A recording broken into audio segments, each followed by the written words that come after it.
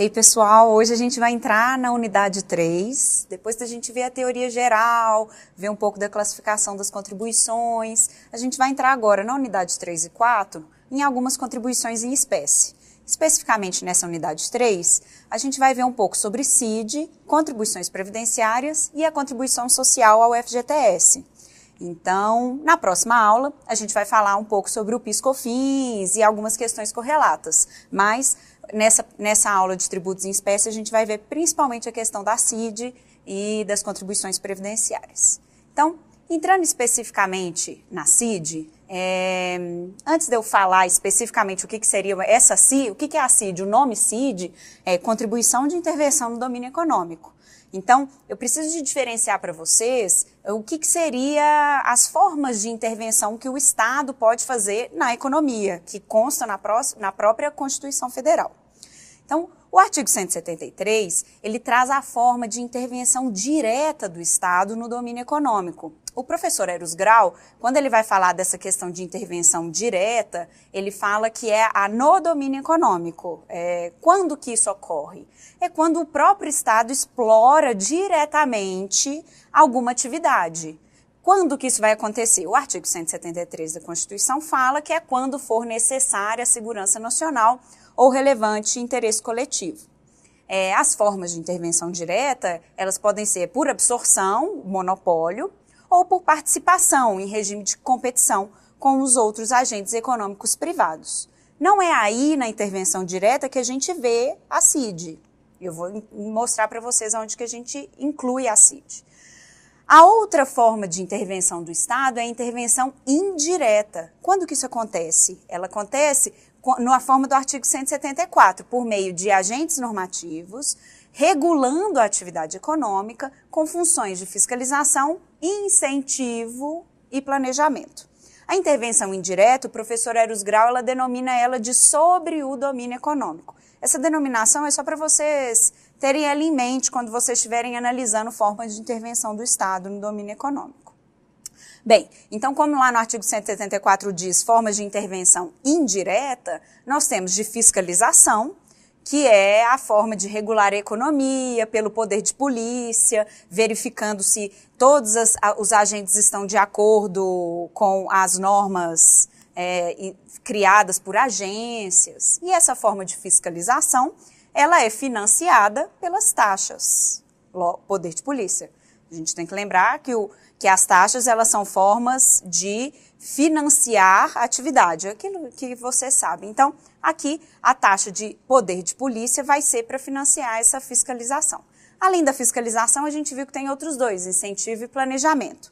O planejamento é a partir de atividade normativa, legislativa, e o artigo 174, parágrafo 1º, diz que nesse planejamento tem que sempre voltar ao desenvolvimento nacional equilibrado da economia, e a forma de financiamento da atividade normativa é o financiamento geral por meio dos impostos.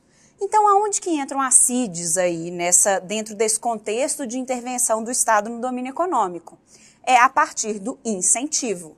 Então, lendo o artigo 174, vocês verificam essas três formas de intervenção indireta do Estado, e a CID, que vai ser passível de gerar uma CID, é essa intervenção por meio do incentivo. Então, agora fazendo um breve parênteses aqui, porque é importante vocês terem isso em mente quando vocês estão estudando qualquer questão de intervenção do Estado no domínio econômico, são as famosas normas tributárias indutoras ou extrafiscais. Esse termo, normas tributárias indutoras, ela foi a nomenclatura utilizada pelo professor Luiz Eduardo Chueire para falar desses tributos que não têm apenas a função arrecadatória, mas eles têm uma função, além da arrecadatória, de induzir, intervir no domínio, a induzir comportamentos do contribuinte para que ele faça determinada atividade na forma como o Estado quer. Então, todo tributo, ele tem a função de arrecadar, ele tem a função de dar dinheiro para o Estado. Só que alguns, eles têm esse caráter maior, esse caráter de induzir o comportamento do contribuinte para que ele atua de uma forma como o Estado pretende. Então, Ele é uma forma ali que como identificado sobre o domínio econômico, na nomenclatura do professor Eros Grau, porque ele não é uma forma direta, ele é uma forma indireta do Estado induzir o comportamento do contribuinte. Pode haver em qualquer espécie tributária esse caráter extrafiscal, principalmente por meio da graduação da alíquota, da identificação da capacidade contributiva subjetiva, que a gente viu na última aula. Então, esse caráter extrafiscal, ele pode acontecer de várias formas. Pela CID, ele é uma forma, um alto grau de indução, um alto grau de extrafiscalidade, mas a gente tem isso com vários tributos, a gente tem isso também com o IPI, quando principalmente aqueles tributos que estão na exceção do princípio da legalidade lá do artigo 150, no artigo 150, parágrafo 1º.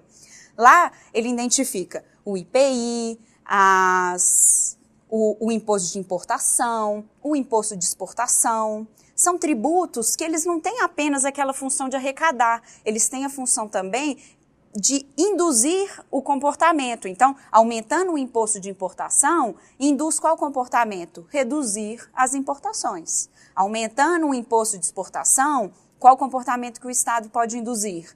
Reduzir o número de exportações, o que não é favorável para o Estado, mas às vezes pode ser que tenha alguma atividade que eles querem reduzir, enfim. Isso daí o Estado vai poder utilizar esses tributos com caráter além do caráter arrecadatório que todos os tributos têm. Então, nesse ponto eu indico a obra do professor Luiz Eduardo Chueire, se vocês quiserem aprofundar nessa questão. Mas o que eu queria trazer aqui para vocês é que as CIDs, como elas induzem, elas podem incentivar uma atividade econômica ou deixar de incentivar uma atividade econômica, ela atua aí dentro desse caráter das normas tributárias extrafiscais. Bom, aqui, gente, a gente não pode esquecer que a CID é como qualquer outra contribuição. Então, toda aquela teoria geral que a gente teve, ela se aplica aqui para a CID. O que a gente viu na última aula que foi uma questão extremamente importante? Foi a da referibilidade. Quase todas as discussões, e aí a gente vai ver isso daí até no próximo vídeo, quando a gente for falar de algumas espécies de CID, grandes discussões que a gente tem é quanto à referibilidade. Então, lembrando que todas as CIDs, todas as contribuições, com exceção apenas daquelas contribuições previdenciárias que a gente vai ver especificamente, que é o PIS, COFINS e CSL, elas devem ser referíveis. Por causa disso, ela vai ser devida pelo benefício especial oferido por um grupo de contribuintes em virtude daquela atuação pública relacionada a esse grupo de contribuintes. Essa vantagem ela vai poder ser direta ou indireta, mas ela vai ter que atingir o grupo.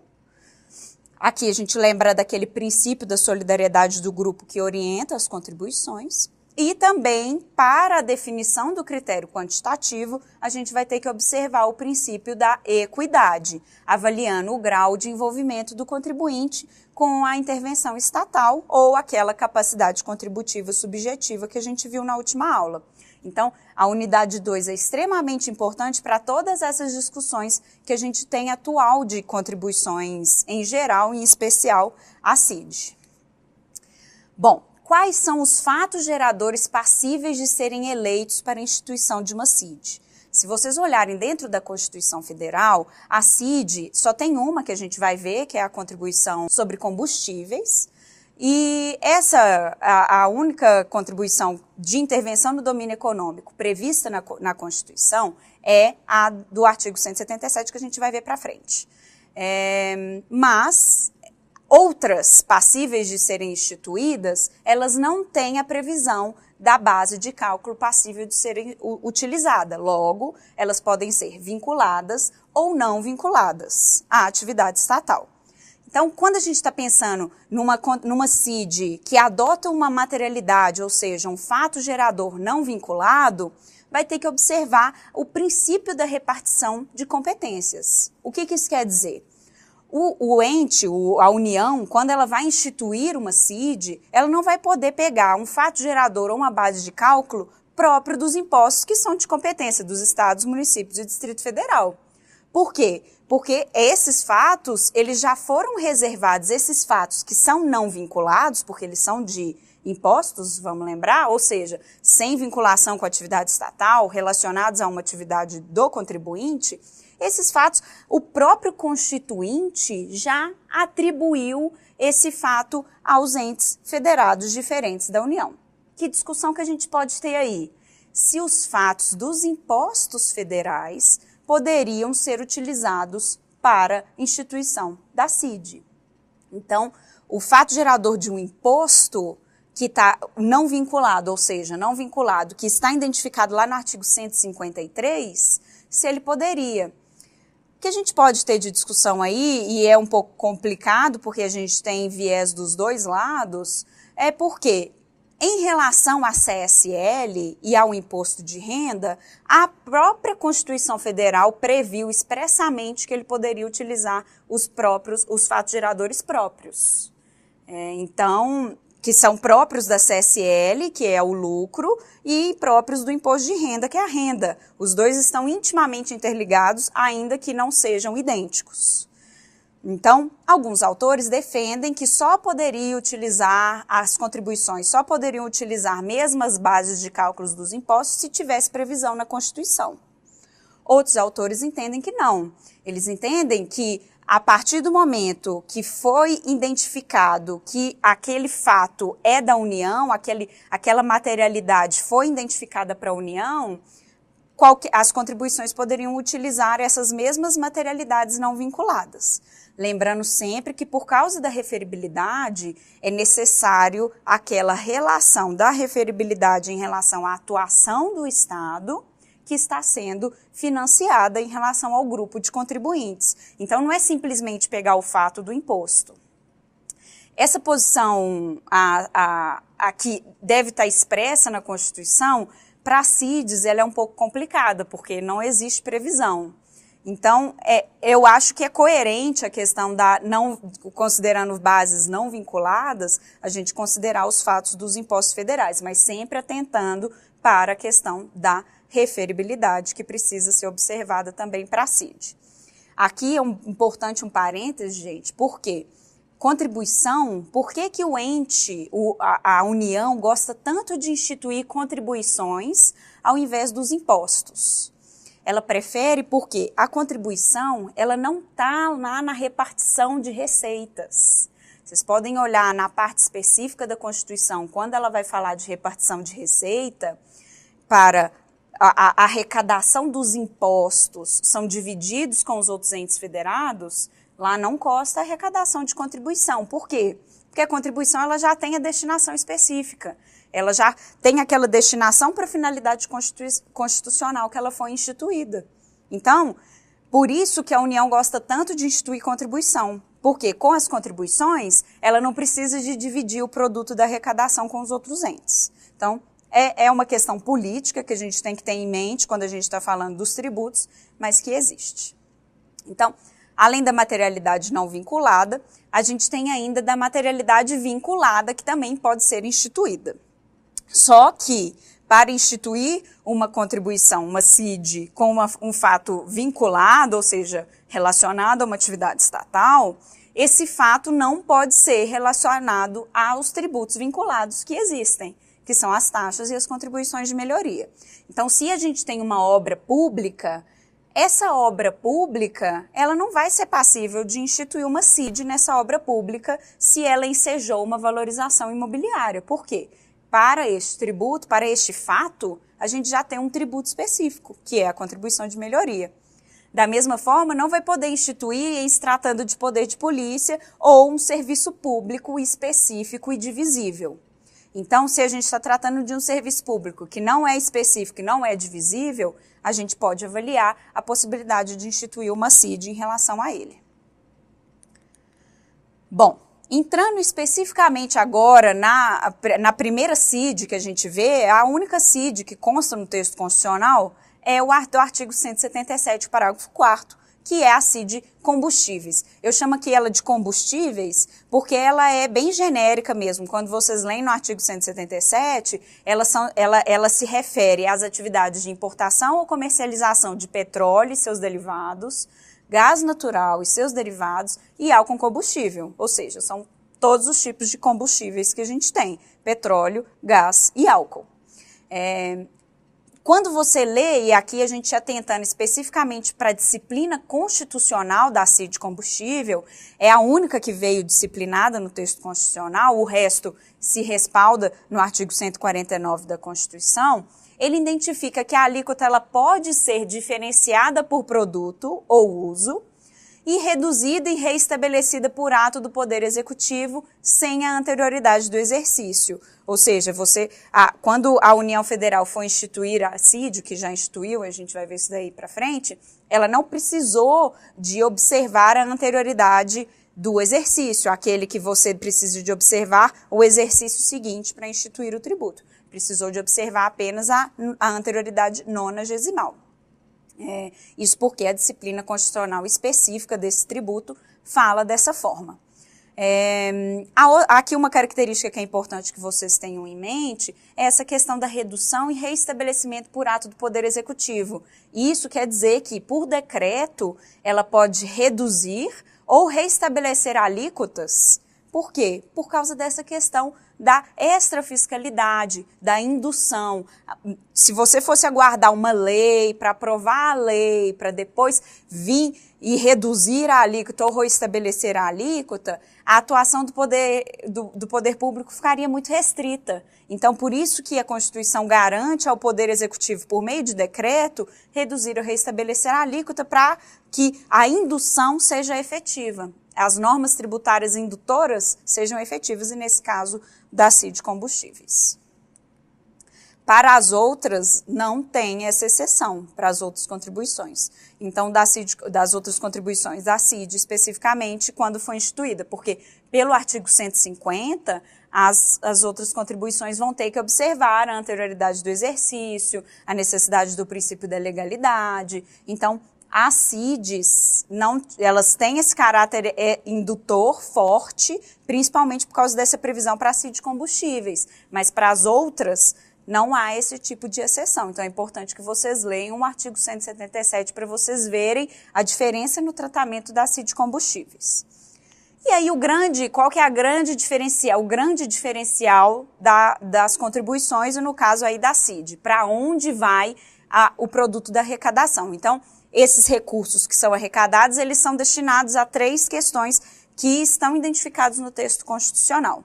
Então, a gente tem o pagamento de subsídios a preços ou transporte de combustíveis, financiamento de projetos ambientais relacionados com a indústria de petróleo e do gás e financiamento de programas de infraestrutura de transportes. Quando a gente lê essas três formas específicas de financiamento, essas 3 destinações específicas da CID, o que a gente identifica? A referibilidade.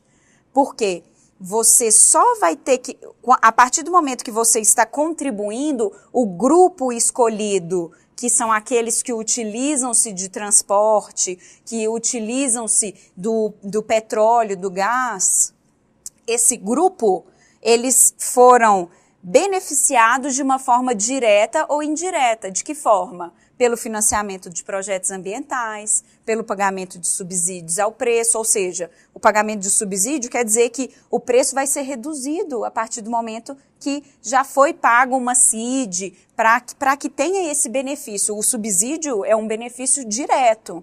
O financiamento de projeto ambiental é indireto, porque a gente está preservando a natureza. E na mesma forma dos programas de infraestrutura de transportes. Então, entrando especificamente na lei que instituiu a CID Combustíveis, é a 10336 de 2001, que fala os fatos passíveis. Então, a gente identifica lá que é a comercialização ou importação dos combustíveis. Então, o sujeito passivo, então vamos identificar aí o grupo de contribuintes que foi escolhido para ser sujeito passivo da CID Combustíveis, é o produtor, formulador e importador de combustíveis, pessoa física ou jurídica. Aí os combustíveis, gente, eu não identifiquei aí para vocês no slide, mas é importante vocês darem uma olhadinha na lei, porque ele identifica uma série de combustíveis. Mas aqui então ele identifica lá petróleo, gasolina, álcool, eles vão identificando todos os combustíveis líquidos. Mas dá para a gente ver com clareza o grupo, o produtor, formulador e importador dos combustíveis. A base de cálculo na lei, ela é por combustível, identificada de acordo com o combustível que a gente está tratando, se é álcool é uma forma, se é gasolina é outra base de cálculo, e ela é um pouco complexa, ela utiliza de cálculos que a pessoa que trabalha, ela identifica isso com muita clareza, mas vocês têm que saber simplesmente que a base de cálculo ela é diferenciada por combustível. Qualquer coisa, olhem na lei se vocês precisarem se aprofundar nisso. A última coisa que é importante que vocês tenham em mente é que a CID Combustíveis, ela já foi julgada tanto pelo STJ quanto pelo STF, especificamente numa ADIM do STF, que eu já mencionei com vocês, que é a 2925, quando ela fala da destinação. Então, a CID Combustíveis foi um precedente mais importante para a gente falar que as contribuições devem ser destinadas, porque o STF assim o falou. No próximo vídeo, a gente vai falar agora das outras CIDs que estão fora do texto constitucional e que vocês precisam saber também, porque tem muita discussão aí quando vocês estão falando da vida prática.